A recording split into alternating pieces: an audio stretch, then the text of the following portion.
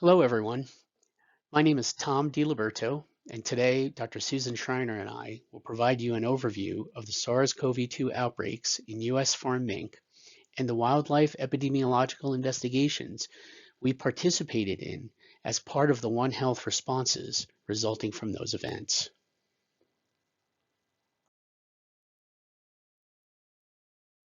While humans are the primary hosts for SARS-CoV-2, there have been hundreds of spillover events into various animal species worldwide, the most significant of which are infections in farmed mink, with over 400 farms in 11 countries reporting infections.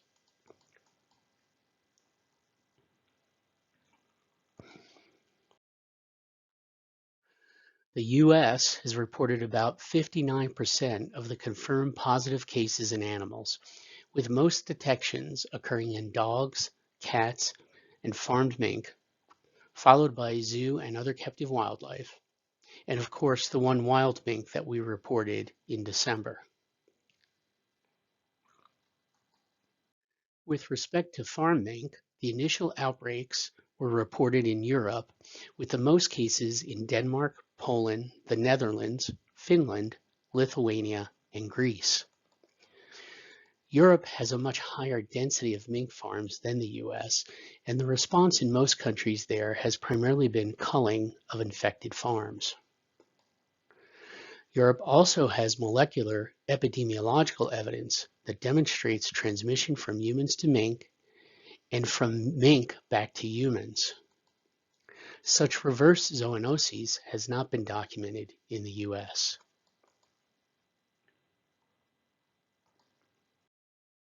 Global mink farm outbreaks peaked in the fall prior to the pelting season in December and January. Of the 416 infected mink farms, 16 have been in the US.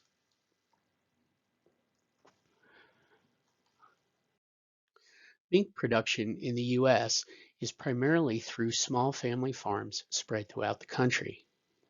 Production has been falling over the last several years, associated with a reduction in the price of pelts, but there were still 2.7 million pelts produced in the United States during 2019. Wisconsin, Utah, Idaho, and Oregon remain the top producing mink states.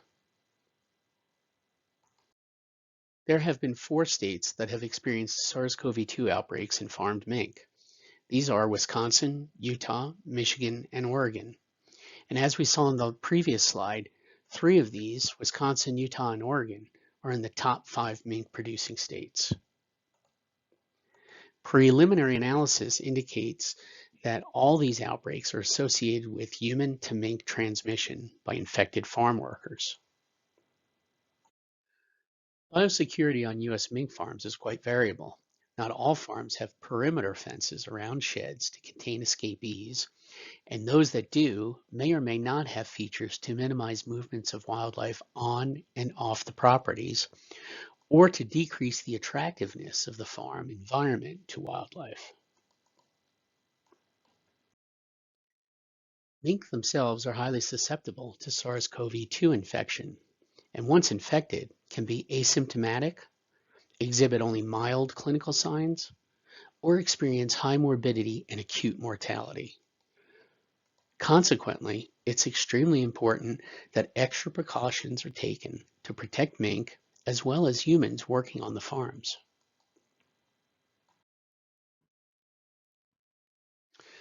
Detections of outbreaks on mink farms in the US has relied primarily on morbidity and mortality surveillance by owners. If an unusual level of morbidity or mortality was observed, the owner could contact a veterinarian and samples sent to the state diagnostic lab. Non-negative samples were forwarded to the USDA National Veterinary Services Laboratory in Ames, Iowa for confirmatory testing. If positive, state and federal agencies initiated a One Health epidemiological investigation on and around the farm in question. It is currently unknown if or how many mink farms have gone unreported through this surveillance approach. And USDA is currently working with the state departments of agriculture and the industry to develop active surveillance plans for mink farms during the upcoming breeding season. Outbreak response of SARS-CoV-2 on U.S. mink farms has been through a coordinated One Health effort, including the CDC Special Pathogens Branch, USDA Veterinary and Wildlife Services, the USGS, and state natural resources, agriculture, and public health agencies. The CDC has been sampling the farmed mink and domestic animals on the farms, as well as conducting the human epidemiological investigations with state departments of health. USDA Wildlife Services, through its National Wildlife Disease Program and National Wildlife Research Center, has been conducting wildlife sampling in collaboration with state departments of natural resources and agriculture. Wildlife testing of samples has been conducted by USDA National Veterinary Services Laboratories and the USGS National Wildlife Health Center. With respect to the wildlife response, the challenge has been where to focus very limited resources, given that there was virtually no information on susceptibility of wildlife species found on and around those farm environments. On-farm investigations have focused on whether SARS-CoV-2 escaped the sheds and infected free-ranging species. And if so, was there evidence that the virus was circulating in wildlife populations? Wildlife sampling was primarily conducted using cage traps and focused on mesocarnivores. However, small mammals were also targeted on 2 of the first set of positive farms identified in Utah. When feral cats were captured in cage traps, attempts were made to sample and release those animals. We conducted wildlife sampling on 8 of the 16 positive farms in all 4 states. In response to the initial outbreak during August in Utah, all escaped mink and wildlife species captured were euthanized, and necropsies were conducted to collect nasal, oral, and rectal swab samples, tissue samples, and serum for testing. Results from those initial investigations indicated that all confirmed detections were identified through PCR testing of swabs or virus neutralization tests on serum. Therefore, in subsequent outbreaks in Utah, Michigan, Wisconsin, and Oregon, animals were euthanized and only swab and serum samples were collected. Today, we'll share with you the preliminary highlights of the wildlife sampling conducted in all 4 states.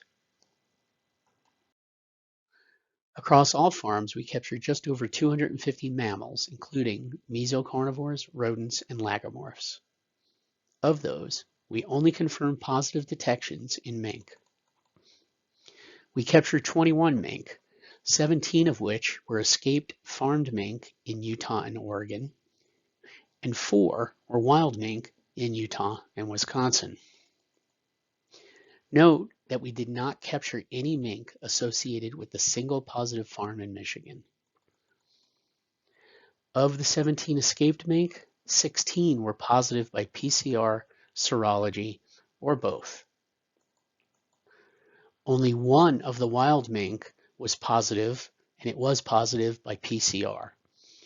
We also recovered a virus from that individual. While sequence analyses are in progress, preliminary results indicate that all 3 viruses we recovered from escaped and wild mink are identical to those found in the farmed mink. Now, as we indicated in our OIE report in the ProMed Mail post on December 12th, the wild mink we found positive was the first known case of a free-ranging native species confirmed with SARS-CoV-2.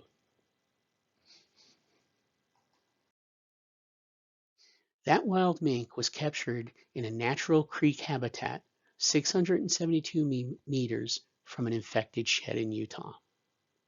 In this diagram, the red dot labeled A is the infected shed, and the purple dot labeled C is the capture location of the wild mink.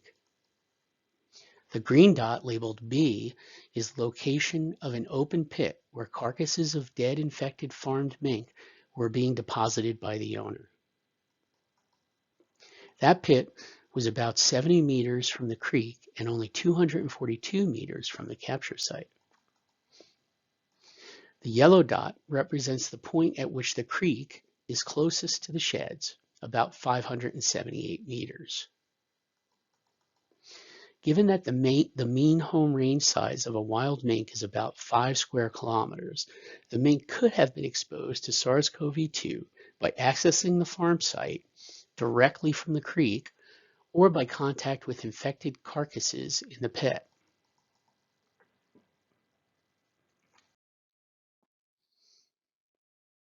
An interesting side note to this story is the challenge we had in determining whether the mink we captured were wild or recently escaped farm mink.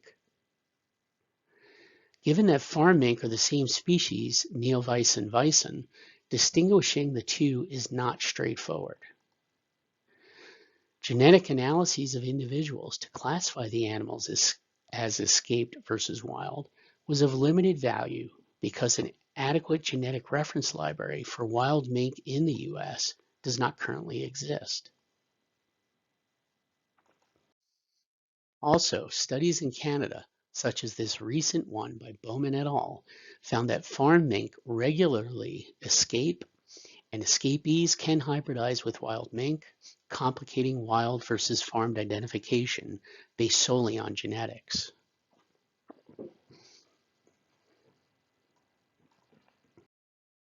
However, we were able to conduct microsatellite analyses to determine if a captured mink was genetically similar or distinct from farmed mink sampled in the area. We identified 8 genetic clusters, many shared between the single farm in Oregon on the top and the 4 farms in Utah on the bottom. Here, each rectangle represents a sample for an individual mink. The colors represent genetic clusters, and the letters represent the 4 farms in Utah. The wild mink that was positive for SARS-CoV-2 is represented by the dark green rectangle at the bottom right in this diagram. Notice that it does not cluster with any of the farmed mink samples tested. Also notice that the 2 dark brown rectangles just to the left of the dark green one represents our 2 other wildlife mink samples from Utah. While these 2 wild mink samples clustered with 1 sample from a mink in Farm B, we still called these mink wild.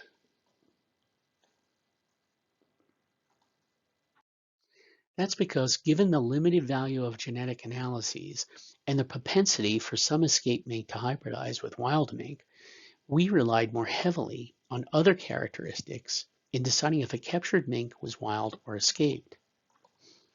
For example, was the animal caught on or off the farm? Was it in native habitat or in a farmed or other human-altered habitat? Was it morphologically similar to farmed or wild mink? Wild mink are typically milk chocolate brown, whereas farmed mink are black, white, or silver. Also, wild mink have prominent guard hairs, as you can see on the top animal here, while farm mink have few guard hairs, such as the black animal on the bottom. Additionally, live-trapped escaped mink tend to exhibit relatively docile behavior as opposed to wild mink, which are aggressive in traps. And if necropsies are performed, physiological differences can sometimes be observed, such as the presence of large amounts of subcutaneous fat and even fatty livers in escaped mink, which are rarely seen in wild mink. Given the relatively focused trapping efforts on and within a 3-kilometer buffer of infected farms, evidence to date suggests that although the SARS-CoV-2 virus escaped the sheds on some of the infected mink farms, there is currently no evidence that the virus has become established in wildlife populations. Furthermore, given that the viruses identified in farmed, escaped, and the wild mink were identical, it is unlikely that the one isolated from the wild mink passed through an intermediate host of another species. This suggests that the wild mink likely contracted the virus either through direct contact with an infected farm or escaped mink, or through indirect contact with infectious material such as a carcass, feces, or other attractants. It's also important to remember that currently the SARS-CoV-2 virus is a human-adapted pathogen. We know that SARS-CoV-2 infection spreads most commonly from person to person. Infected people, either with or without symptoms, can introduce the virus to farmed mink. Once introduced into a shed, infected mink rapidly spread the virus to other mink, resulting in mortality rates from essentially 0 to over 40%. We're still learning about how long mink are infected with the virus and how it can spread to other animals on the farm, like dogs, cats, escaped mink, and wildlife. And finally, at this time, there's no evidence to suggest mink to human transmission has occurred on U.S. farms, as was observed in Europe. State Departments of Agriculture and Health, the CDC, and USDA are working with farmers to increase awareness of the potential for workers to infect mink, to heighten the biosecurity efforts on farms, and to develop active surveillance plans for the upcoming breeding season. While currently there are no actively infected farms in the U.S., if additional infections are identified, wildlife surveillance will be included as part of the One Health investigations. Also, experimental infection studies are being conducted to determine which species are at greatest risk of infection.